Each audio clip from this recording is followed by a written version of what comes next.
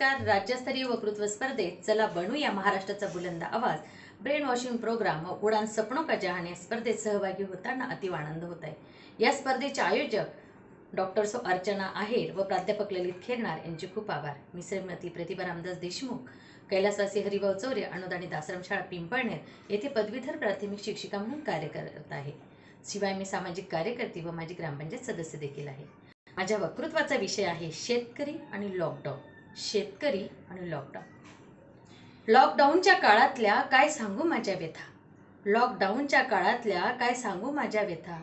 आयुष्य सरळ माझं, आयुष्य सरळ माझं, संपणार नाही वेदनांच्या कथा. पोशिंदा बळीराजा, पोशिंदा बळीराजा, शेतकरी राजा म्हणू नका आता आम्हाला नाथा. सरकार निसर्ग बँका पुढे थकलोय आता टेकवून माथा. कुणा कुणा पुढे मांडू, कुणा कुणा पुढे मांडू रे बाबांनो माझ्या या हतबलतेच्या गाथा, माझ्या या हतबलतेच्या गाथा. शेतकरी राजा, जगाचा पोशिंदा बळीराजा, परंतु विरोधाभास आहे की बळीराजाचा फक्त बळीच दिला जातो. देशात जगात कोणतीही परिस्थिती येऊ, कधीही कोणतीही परिस्थिती उपस्थित येऊ, अडचणीत येतो मात्र माझा शेतकरी राजा. अतिवृष्टी झाली, शेतकरी अडचणीत. दुष्काळ पडला, शेतकरी अडचणीत. नोटबंदी झाली, शेतकरी अडचणीत. कायदे बदलले तरी शेतकरी अडचणीत. सरकारी नियम लागू झाले तरी शेतकरी अडचणीत. कोणतीही महामारी येऊ, बर्ड फ्लू येऊ, स्वाईन फ्लू येऊ किंवा करोनासारखा हा भस्मासूर येऊ, इथे प्रत्येक गोष्टीमध्ये मात्र फक्त माझा शेतकरी बांधवच अडचणीत जातो. शतकना शतकं बदलली, सरकार बदललंय, स्वातंत्र्य आलं, पारतंत्र्य गेलं, पण शेतकऱ्याची अवस्था मात्र तीच. शेतकरी मरतोय, शेतकरी मरतोय, झुरतोय, स्वतःला संपवते, पण कोणालाही त्याचं देणं घेणं नाही. अगोदरच भरडला गेलेला शेतकरी अजूनही भरडायला लागला आहे, तो ह्या लॉकडाऊनच्या काळात. नर्स, डॉक्टर, पोलीस, विद्युतवाले हे जसे लढत होते ना, त्यावेळेस माझा शेतकरी सुद्धा वेगळ्या पातळीवर लढत होता. त्याची वेदना, दुःख कवटाळून न बसता एका बाजूला अख्खा देश लॉकडाऊनच्या काळामध्ये आपली घरदारं लावून संपूर्ण लॉकडाऊनच्या काळामध्ये स्वतःचं संरक्षण करण्याच्या नादात होता, त्या धुंदीमध्ये होता. परंतु त्यावेळेस मात्र माझा जगाचा पोशिंदा स्वतःचा जीव धोक्यात घालून त्याला घरी न थांबता त्याच्या शेतामध्ये जावं लागत होतं. शेतीतला माल बघावा लागत होता, शेतीतल्या उभ्या पिकाकडे त्याला बघावं लागत होतं. आणि त्यातल्या त्यात त्यावेळेस त्याने फक्त स्वतःच्या पोटाचा नव्हता विचार केला मित्रांनो, तो स्वतःच्या पोटाबरोबर साऱ्या देशाच्या पोटाचा विचार करत होता. देणाऱ्याने देत जावे, घेणाऱ्याने घेत जावे, असा हा माझा शेतकरी राजा. आणि ह्या व्यवस्थेमध्ये, ह्या व्यवस्थेने काय दिलं मात्र त्यांना. या शेतकऱ्याचा कोणी तपास केला का. सगळ्यांचा उदो उदो झाला, सगळ्यांचा जाहीर सत्कार झाला, सगळ्यांची वाहवा करण्यात आली. माझा शेतकरी राजा वाहवा करण्याच्या याच्यामध्ये किंवा त्याची वाहवा व्हावी असं मुळीच त्याची इच्छा नव्हती. परंतु त्याचं जी हतबलता होती, तो जो अडचणीत होता, त्या अडचणी मात्र समजून घेतल्या. तुम्ही समजून घेतल्या, मी समजून घेतल्या, या शासनाने समजून घेतल्या? बिलकुल नाही. कोणी देखील त्यांना विचारणा केली नाही. अरे, मी सगळ्यांना ठणकावून विचारते, कारण मी सुद्धा एक शेतकरी आहे. एक शिक्षिकेबरोबर मी शेती देखील करते आणि स्वतःच्या अनुभवामधून मी हे सांगते आहे. अरे, कोणी देखील विचारलं नाही रे, कोणी देखील या गरीब शेतकऱ्यांना विचारलं नाही. अरे, ज्याने मातीतून आपल्यासाठी भाकरी उपसल्या, अरे ज्याने मातीतून आपल्यासाठी भाकरी उपसल्या, त्यांच्या काळजाच्या भेगा, त्याच्या काळजाच्या भेगा सांगा कोणी कोणी तपासल्या. त्यांच्या काळजाच्या भेगा कोणी कोणी तपासल्या. तपासल्या तुम्ही आम्ही? अरे कोणीच नाही.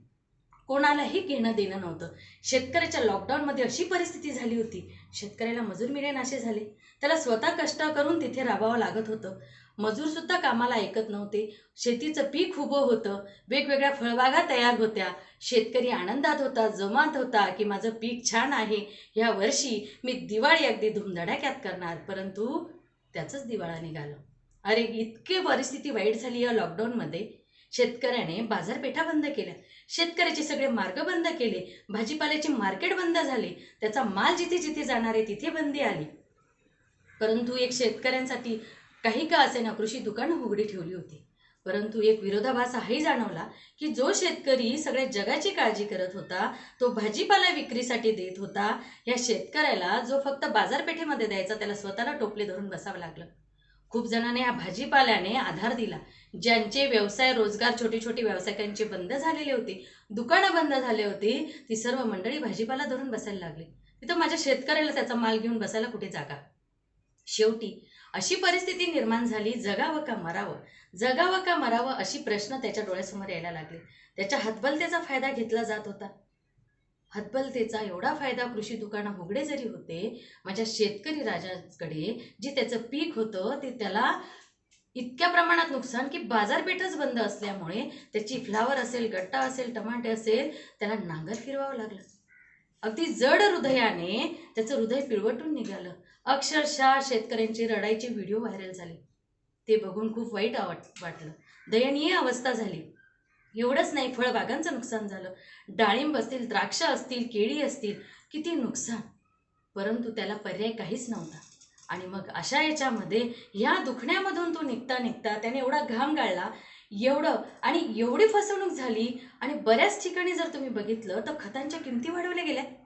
माझ्या शेतकरी राजाला लॉकडाऊनमध्ये अगोदरच जो त्रस्त झाला होता, ज्याच्या नाकातोंडात पाणी जात होतं, ज्याची गळचिपी होत होती, त्याच्यात भरीस भर म्हणून काय खतं महागली. युरियाचा कृत्रिम तुटवडा दाखवला गेला. सुफला मिळत नव्हतं आणि त्याच्यात अजून भरीस भर म्हणजे कांद्याचं रोग. अरे जे कांद्याचं बियाणं होतं ना, जे कांद्याचं बियाणं अक्षरशः 3, 4, 5 हजाराच्या वर मिळायला लागलं. अरे कर्ज काढून माझ्या शेतकरी बापाने, आमच्या सारख्यांनी त्या ठिकाणी शेतामध्ये बियाणं लावलं होतं, त्याच्यामध्ये सुद्धा भेसळ केली. 4 वेळा दुबार पेरणी केल्यानंतर सुद्धा ते रोप उगवत नव्हतं, कारण तिथे सुद्धा ह्या व्यापाऱ्यांनी भेसळ केली, माझ्या शेतकऱ्याची फसवणूक केली. एवढा पैसा कर्जबाजारी तो झाला.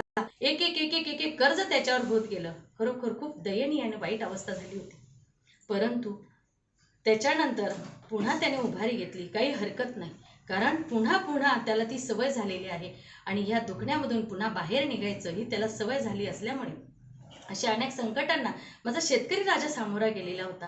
आणि पुन्हा एकदा त्याने नवीन उभारण्या राहायची व्यवस्था केली. परंतु बघा ना, लॉकडाऊनचा तडाखा वेगळा, सरकारचा तडाखा वेगळा, आणि त्याच्यामध्ये पुन्हा भरीस भर निसर्गाने सुद्धा काय केलं बघा, त्याच्यावर मोठा घाव घातला. अरे इतका मोठा घाव घातला की परतीचा जो पाऊस होता, ह्या परतीच्या पावसाने जे त्यांनी रोप लावलेलं होतं त्या रोपाचं सुद्धा नुकसान झालं. असे कसे विघ्न आले फाटले रे आभाळ, असे कसे विघ्न आले फाटले रे आभाळ. उसाने तर मान टाकली, डाळिंब द्राक्षाची गेली डोळी, द्राक्ष डाळिंबाची गेली डोळी. करपूर्ण गेली हो मूग मटकी, कुठे कुठे लावावं ठिगळ, बरी राजाच्या स्वप्नांना गेलं या पावसाने वाहून. इतकी वाईट परिस्थिती झालेली होती. वास्तविकता सांगायला गेलं तो ह्या लॉकडाऊनमुळे फक्त कोरोनावर हल्ला नाही केला. ह्या लॉकडाऊनमुळे भारतातील गरिबांवर हल्ला झाला, तरुणांच्या भवितव्यावर हल्ला झाला. एवढंच नव्हे तर शेतकरी, मजूर या सगळ्या व्यवस्थेवर हल्ला झाला. याच्यात पिळवटून निघाला तो अगदी छोटे छोटे व्यावसायिक. आणि सरकारने काय केलं माहिती, सरकारची ध्येयधोरणं काय होती तर म्हणे काय करा, दारूची दुकानं उघडी ठेवा. अरे बरोबर आहे ना, कारण दारू जर पिली नाही तर माणसं मरून जातील. आणि शेतकऱ्याने अन्न नाही कमवलं किंवा पीक नाही केलं तरी काय हरकत नाही. लाखो शेतकरी बळी पडले, स्वतः आत्महत्या करायला लागले, तरीही काही सरकारचं बिघडणार नव्हतं. मात्र दारूची दुकानं उघडायला पाहिजे होती. बाजारपेठा नव्हत्या उघडायच्या त्यांना, त्यांचं मार्केट नव्हतं उघडायचं त्यांना. आणि त्यांनी काय उघडी केली, सरकारने दारूची दुकानं उघडी केली. अरे काय त्या रांगा होत्या. आणि माझ्या शेतकऱ्या पुन्हा जो आहे तीच परिस्थिती. किती वेळा असं करणार तुम्ही. नवीन अजून कायदा तुम्ही तयार करतायत, तो सुद्धा शेतकऱ्यांच्या विरोधात करताय. माझ्या शेतकऱ्यावर तुम्ही अश्रुगोळे सोडताय, धूर सोडताय आणि त्यांना लाठीचार्ज सुद्धा करताय. का? जो आज राजा आहे, बळीराजा म्हणतात ना तुम्ही, शेतकरी राजा म्हणतात ना तुम्ही, आणि मग या शेतकरी राजाला तुम्ही अगदी नोकरासारखं लाचार का करता आहात. त्याची लाचारी अगदी तुम्ही इतक्या खालच्या पातळीला उतरून त्याला लाचार करत आहात की खरोखर कीव येते मला ह्या व्यवस्थेची, या शासनाची, ह्या बँकांची. अरे ज्याला तुम्ही सहकार्य केलं पाहिजे त्याच्यासाठी मात्र तुम्ही काहीच करत नाहीये. आणि मी हे एवढं का बोलू शकते, कारण ह्या वेदनेतून आम्ही प्रत्यक्ष अप्रत्यक्षरित्या गेलेलो आहोत. काय रे देवा खेळ हा तुझा, नशिबापुढे थकला शेतकरी बाप माझा. पोटाला पीळ देऊन माय माझी कष्टली, पोटाला पीळ देऊन माय माझी कष्टली, मातीमध्ये राबून हाड तिची झिजली, मातीमध्ये राबून हाड तिची झिजली. कर्ज काढून धरणी माय, कर्ज काढून धरणी माय, कशी बशी पोसली. कोरोना लॉकडाऊन पावसामुळे शेतकरी राजाची परिस्थिती अधिकच खालावली, अधिकच खालावली. आणि मी म्हणे की खरोखर खूपच दयनीय अवस्था आहे. अरे या सगळ्यांवर उपाय करायला पाहिजे होते. शेतकऱ्यांच्या समस्या जाणून घेतल्या पाहिजे होत्या. समस्या नव्हे तर शेतकऱ्याचं इतकं अतोनात नुकसान झालं होतं. त्यांची शारीरिक, मानसिक, आर्थिक हानी झालेली होती. त्यांचं पीक त्यांना अक्षरशः फेकून द्यावं लागलं होतं. पेरलं ते निसर्गाने हिरावून घेतलं होतं. तोंडातला घास त्यांच्याकडून वारंवार पूर्ण ह्या वर्षभरामध्ये हिरावून घेतला. आणि शासनाने काय केलं? कोणाची कर्ज माफ केली, कोणाचा इन्कम टॅक्स माफ केला. 10-20% उद्योगपतींचा त्यांनी काय केला? इन्कम टॅक्स हे केला. आणि शेतकऱ्यांचं कर्ज माफी नाही केली. आणि म्हणे नुकसान भरपाई म्हणून काय दिले? 2 ने 5,000 रुपये. अरे काय त्यांचं लाखोचं जिथे नुकसान झालं, ज्यांचं आयुष्य उद्ध्वस्त झालं, तर अरे त्याच्यासाठी तुम्ही आज सुद्धा वेळ गेलेली नाही. मी तर म्हणेन शासनाला सगळ्यांना एक विनंती असेल, बँकांना देखील विनंती असेल की निदान काही महिने तरी त्यांना कालावधी द्या की ज्या ठिकाणी त्यांचं हे नुकसान, मानसिक, आर्थिक, शारीरिक नुकसान भरून निघेल. बँकांचा तकाता वेगळा आणि याच्यामुळे पुन्हा स्वतःला संपवण्याच्या मार्गावरच पुन्हा शेतकऱ्याला आपण पाठवणार का? आणि ज्या आपण म्हणतो कृषीप्रधान भारत देश आहे, मग हे कृषी उत्पादन करणारे शेतकरी माझा राजाच याचा जर बळी जायला लागला तर कसं होणार? आणि म्हणून या सगळ्यांना माझी विनंती असेल की असे शेतकऱ्यांची मेळावे झाले पाहिजे. तालुक्याच्या ठिकाणी मेळावे घ्या, त्यांच्या समस्या आणि अडचणी जाणून घ्या, त्याच्यावर काय काय उपाययोजना करता येतील याच्याकडे कल द्या. त्यांचं जे नुकसान झालेलं आहे जास्त नाही पण निम्म तरी नुकसान भरपाई त्यांना मिळेल अशा पद्धतीने योजना राबवा. आणि त्या ठिकाणी किसान कार्ड, क्रेडिट कार्ड अशा अनेक तुम्ही योजना दाखवतात, मात्र प्रत्यक्षात कोणत्याही गरजू शेतकऱ्यांना त्याचा उपयोग होत नाही. तर कुठेतरी व्यवस्था बदलली पाहिजे, या गोष्टी बदलल्या पाहिजे. आणि मला वाटतं लॉकडाऊनच्या काळामध्ये सगळ्या स्तरातील लोकांना जरी त्रास झाला असेल तर मला वाटतं ज्या शेतकऱ्यामुळे आपण आज जीवन जगतो आहोत, जो आपल्या 2 टायमाच्या अन्नाची व्यवस्था करत आहे, राब शेतामध्ये राबतो आहे, तर त्यांच्यासाठी आपण नक्कीच काहीतरी केलं पाहिजे. आणि मी म्हणेल की ही वक्तृत्व स्पर्धा हे एक माध्यम आहे की या ठिकाणी या शेतकऱ्यांचं सुद्धा काहीतरी मांडलं गेलं पाहिजे. आणि या व्यासपीठावर बोलत असताना मला खूप आनंद होतो आहे की माझा हा संदेश सगळ्यांपर्यंत पोहोचला पाहिजे, शासनापर्यंत पोहोचला पाहिजे, सर्वसामान्य जनतेपर्यंत पोहोचला पाहिजे. कारण हा विषय खूप गहन आहे, न संपणार आहे. परंतु या ठिकाणी थोडक्यात मी या शेतकऱ्यांच्या अनेक समस्या मी मांडल्या, एक शेतकरी म्हणून सुद्धा मी या समस्या मांडलेल्या आहेत. शेवटी जाता जाता एकच म्हणेन, काळ्या बापाच हिरवं रान, काळ्या माईनं पिकवलं सोनं. काळ्या बापाच हिरवं रान, काळ्या माईनं पिकवलं सोनं. पण त्याच्या घामाचा भाव लय सस्ता, माझा बाप शेतकरी खातोय खस्ता. आता नको त्याला खडतर रस्ता, आता नको त्याला खडकर रस्ता, काट्या कुट्यातून तुडवीत रस्ता, काट्या कुट्यातून तुडवीत रस्ता. माझ्या गावाकडे चला माझ्या दोस्ता.